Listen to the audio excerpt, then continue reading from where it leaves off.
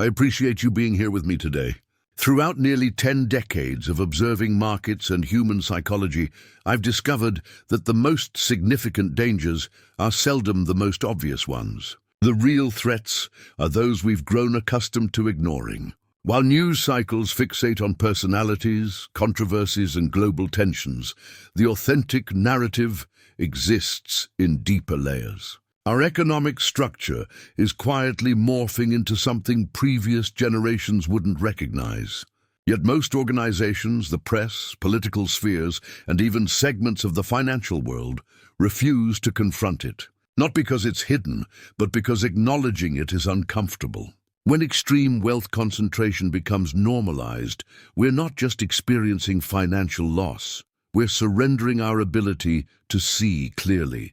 And without clear vision, we cannot repair what we pretend doesn't exist. What we're witnessing isn't merely inequality, it's economic fragmentation. We're no longer functioning within a unified framework. In one iteration of this nation, capital multiplies itself without boundaries. A select few exploit information systems and policy advantages to transform growth into absolute control. Within that sphere, the regulations favor expansion over equity. However, the vast majority of Americans exist outside this arena. They participate in an entirely different marketplace, one where earnings advance slowly, protections diminish, and hard work no longer ensures advancement. This isn't about personal shortcomings. This reflects a framework operating precisely as intended. I've consistently maintained that financial markets exist to provide service, not instruction. Yet today they mirror a reality accessible only to a privileged few. This is the division we must grasp before attempting to bridge it. The indicators are unmistakable. When half-billion-dollar vessels and personal launch facilities are considered ordinary, we've entered the realm of excess. This transcends simple extravagance. It concerns magnitude and velocity. The rate at which fortunes accumulate today surpasses the capacity of typical households to adapt. During my early career, even moderate income could construct a stable existence. Now that identical drive purchases only uncertainty. I'm not advocating for penalizing achievement. However, I am asserting that when opportunity access becomes restricted behind capital barriers, we cease being a merit-based society. This should trouble everyone, not from jealousy, but because no civilization prospers when its pathway to success becomes merely a historical artifact. We're not discussing luxuries here. We're addressing necessities: food shopping, healthcare, housing costs, childcare, the fundamentals that sustain a household. When these elements become unstable, society's foundation trembles as well. And here's what troubles me deeply. Never throughout my entire lifetime have I witnessed such extreme wealth concentration existing alongside such pervasive financial vulnerability. In contemporary America, one person, Elon Musk, possesses greater wealth than the combined net worth of the lower 52% of all American households. This figure isn't merely startling. It demonstrates a systemic imbalance, a framework tilted so dramatically toward asset expansion that earnings cannot compete regardless of effort invested. In my sphere, compound interest serves as an ally. But for most working households, compound debt has transformed into an anchor. And when that burden continuously increases, individuals abandon long-term planning. They shift into survival mode. Indeed, it's accurate. One individual now controls more fortune than over half the nation's households together. This didn't occur accidentally. While others navigated daily inflation pressures, escalating housing costs and medical expenses, his wealth expanded by over $180 billion just following the most recent presidential election. That kind of return isn't fortune. It's leverage, scale, and power. He reportedly allocated $290 million toward political outcomes. What came next was a windfall. I've never subscribed to conspiracy narratives, but I do understand incentives. When capital can generate policy and policy shields capital, the pattern becomes self-reinforcing. That's not democracy functioning. That's the blueprint of oligarchy. And if you're positioned on the disadvantaged side of that equation, effort alone won't suffice. To maintain his motivation, the company's leadership recommended a compensation arrangement that could surpass $1 trillion if specific benchmarks are achieved. $1 trillion.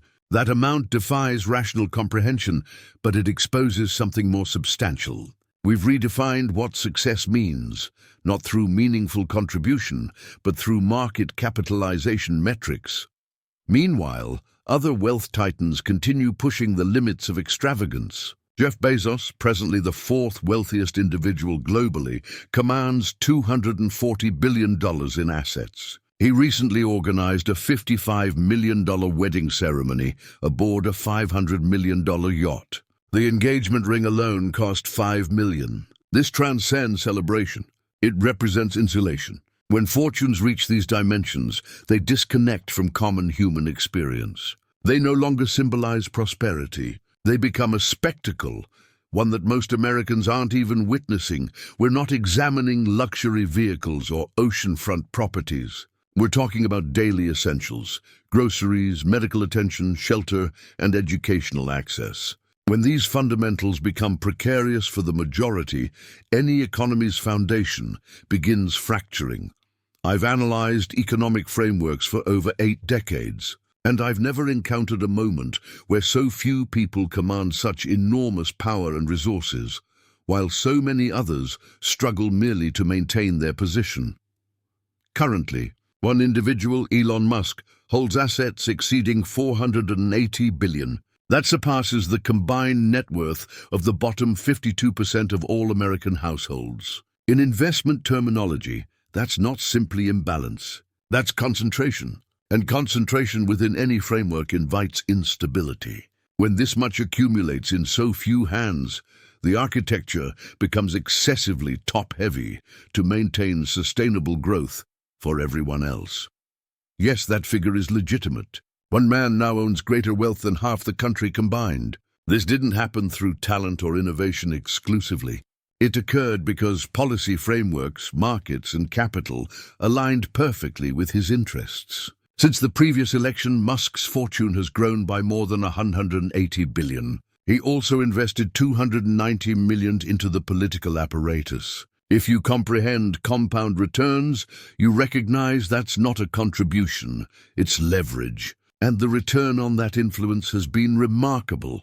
I've devoted my career to avoiding speculation, but I do track incentives. When capital purchases access and access protects capital, you no longer operate within a free market. You have a reinforcing loop.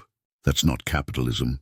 That's capture. And the longer it persists, the more difficult it becomes to restore confidence in any institution, from Wall Street to Washington, to further incentivize performance. Tesla's board suggested a potential compensation structure worth up to $1 trillion if certain milestones are reached. $1 trillion, not in market valuation, in personal compensation. I've observed generous equity-based arrangements, but this establishes a precedent even I couldn't have envisioned in my earlier years. Meanwhile, Jeff Bezos, currently positioned as the fourth wealthiest person worldwide, holds $240 billion in assets. His recent Venice wedding featured a $500 million yacht, a $55 million ceremony, and a $5 million ring. This type of expenditure doesn't simply represent success. It illustrates how detached extreme wealth has grown from the broader economy. When capital transforms into spectacle, it ceases being productive. And when that occurs, society starts questioning whether the system still benefits the majority or merely entertains a select few. Mark Zuckerberg, presently the third richest individual globally, controls an estimated fortune of $262 billion. But beyond the number itself, it's how that wealth manifests that characterizes this historical moment. He has reportedly invested $110 million, purchasing 11 distinct properties in Palo Alto, California, consolidating them into one private residential complex. Additionally, he acquired a 1,500-acre estate on a Hawaiian island. That property features a 5,000 square foot underground bunker and 3 private yachts, valued at over $530 million. I've consistently believed in personal privacy. However, when wealth becomes fortified, when it constructs bunkers and fleets instead of connections, it stops serving the community. It evolves into an insulation mechanism, and insulation progressively leads to disconnection from markets, from people, and from accountability. Larry Ellison, the second wealthiest person globally, possesses a fortune of approximately $370 billion. On one instance, his net worth increased by more than $100 billion within a single day. That's not business performance. That's the acceleration of financial instruments detached from actual productivity. He owns an entire Hawaiian island and a fleet of private aircraft. But what captured my attention recently is his expansion into media infrastructure. He purchased Paramount, which encompasses CBS, and is reportedly pursuing ownership of CNN and TikTok. These aren't entertainment ventures, they're influence assets. When wealth extends beyond markets into mass media, it begins molding perception itself. And when just 4 people collectively command over $1.3 trillion, what they choose to own or not own creates consequences far beyond financial statements. It shapes an entire generation's cultural narrative, but this story isn't confined to 4 names. The top 1% now possesses more aggregate wealth than the combined assets of the bottom 93% of Americans. That's not a trend, that's a transformation, and with it arrives a division, not just economically but experientially. The 1% no longer participates in the same public spaces, daily commutes, or routine challenges that characterize ordinary existence. They don't depend on public infrastructure. They circumvent traffic in helicopters and private aircraft. This detachment isn't merely physical, it's informational. When you stop experiencing what others experience, you stop anticipating their requirements. That's when policy deteriorates. That's when markets become blind. And in my assessment, an economy that loses connection with its foundation will ultimately lose its capacity to expand sustainably, regardless of how elevated the stock market rises. Housing isn't a challenge for those residing in secured estates across continents. They occupy numerous residences, each more magnificent than the previous, distributed between Malibu, Manhattan, and Monaco. Their children attend elite academies with tuition rivaling most home loans. Their recreation includes orbital tourism and private spacecraft, financed not through salary, but via equity appreciation and tax optimization strategies. I've witnessed mansions, jets, and even railways throughout my lifetime. But never have I seen luxury become this separated from labor. That's one version of America. The other, where most of us exist, is far more grounded. It's not quantified in square footage or flight routes. It's measured in stability.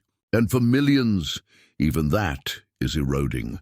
When assets inflate and wages stagnate, the genuine gap isn't in wealth. It's in resilience.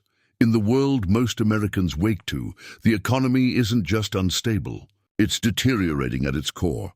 We've witnessed unprecedented productivity growth. Technology has accelerated. Workers have become more efficient. Yet actual weekly earnings adjusted for inflation are currently lower than they were over 52 years ago. That's not stagnation, that's erosion. And erosion across decades doesn't just diminish purchasing power. It diminishes faith in the system itself. In this America, many cannot afford routine medical examinations, even when their health is compromised. I've consistently believed that markets reflect confidence. But when people feel trapped between survival and debt, that confidence erodes faster than any portfolio can recover. That's assuming they can even locate a physician who accepts their insurance coverage. In numerous communities, access is restricted. And when people do obtain care, they frequently spend more than half their already modest earnings on housing or mortgage expenses. What remains isn't adequate for childcare, much less higher education. I've invested decades analyzing budgets, both corporate and household. And I can state this, when food like fresh produce or fruit becomes a luxury, the issue isn't budgeting. The problem is systemic. Families are compelled to choose between nutrition and survival. That's not a free market. That's a market where freedom is determined by what you can afford. And for too many Americans, that definition keeps contracting. For the majority of Americans today, the system isn't malfunctioning. It's structurally collapsing under its own contradictions. We frequently measure decline through stock indices, but the more crucial indicators are invisible to Wall Street. One of them is healthcare access. Healthcare isn't a luxury. It's basic infrastructure, just like roads and electricity. Yet over 85 million Americans are either uninsured or covered by plans that inadequately meet their requirements. That number is projected to increase by at least 15 million more due to recent policy modifications and budget reductions. I've examined hundreds of enterprises, and no organization can flourish when its workforce is ill, insecure, or constantly burdened by medical debt. The issue here isn't ideological. It's mathematical. When you disregard health, you suppress productivity. And when you suppress productivity, sustainable growth becomes an illusion. Housing represents another pillar crumbling under pressure. Nearly 800,000 Americans are homeless. More than 20 million households now allocate over 50% of their income merely to maintain shelter. That leaves no capacity for anything else. Not savings, not investment, not even stability. Since the early 2000s, average rental costs have more than doubled. Meanwhile, the median home price has exceeded $435,000. That's not simple inflation. That's asset inflation driven by speculation, loose credit policies, and zoning regulations that constrain supply. When housing becomes an asset category for institutions and hedge funds, families are compelled to compete with capital itself. And capital doesn't sleep. It doesn't raise children. It doesn't need a neighborhood. So when shelter transforms into a financial product instead of a human necessity, communities dissolve quietly. But inevitably, education, formerly the great equalizer, has become a dividing line. Without quality education, no society can compete in a global knowledge-driven economy. And yet, we've permitted our childcare system to collapse into a high-cost, low-access model. Public schools in many districts are underfunded and physically deteriorating. Teachers, many holding advanced degrees, are overworked and underpaid. I've consistently believed that talent is universal, but opportunity is not. And presently, American students are falling behind their counterparts in mathematics, science, and reading across the developed world. That's not merely a schooling issue. It's a future earnings issue, a workforce readiness issue, and ultimately a national competitiveness issue. When we stop investing in young minds, we begin liquidating our future. And no prudent investor would ever do that willingly. Higher education was once the gateway to upward mobility. Now for millions, it's an entry point into long-term debt. Tuition expenses have outpaced wage growth for decades. And vocational training, once a reliable pathway for working-class families, is increasingly outdated and underfunded. We are graduating students into an economy that no longer matches their skills or rewards their efforts. I've spent my career evaluating investments. And I can tell you this, no economy can flourish if it consistently underinvests in human capital. Retirement, too, has become an uncertain prospect. Nearly half of older workers possess no retirement savings, not because they were careless, but because wages left no room to save. What used to be a life stage earned through decades of work has now become a looming uncertainty for millions. And that uncertainty is no longer the exception. It's the norm. Simultaneously, 22% of seniors are surviving on less than $15,000 annually. That figure isn't just concerning, it's unsustainable. These are the individuals who built the infrastructure, the companies, the schools, and the very systems we still rely upon. And in return, they're frequently left juggling food, rent, and medication at the margins. In any sound system, financial or social, you must protect your foundation. When the people who contributed for decades can no longer satisfy their basic needs, the message is clear. The formula is broken. I've seen formulas that compound wealth. But when you compound neglect, you generate crisis. And presently, we're compounding social risk. This isn't about charity. It's about stability. And no system remains stable for long when its foundation is eroding beneath it. This nation was never intended to function as an engine for oligarchs while leaving millions struggling for survival. That's not capitalism. That's capture. The American model at its finest rewards innovation, integrity and effort, not concentration, insulation and political influence. I've consistently stated the best investment is in people because people drive productivity, consumption and community. If we allow economic power to concentrate further while suppressing genuine opportunity, we won't just risk a downturn. We'll lose the trust that keeps both markets and nations functioning. It's time we correct course, not with slogans or outrage, but with clarity, data, and commitment. Because the America worth investing in is one where opportunity scales, not just wealth. And if we still believe in that, then the work begins now.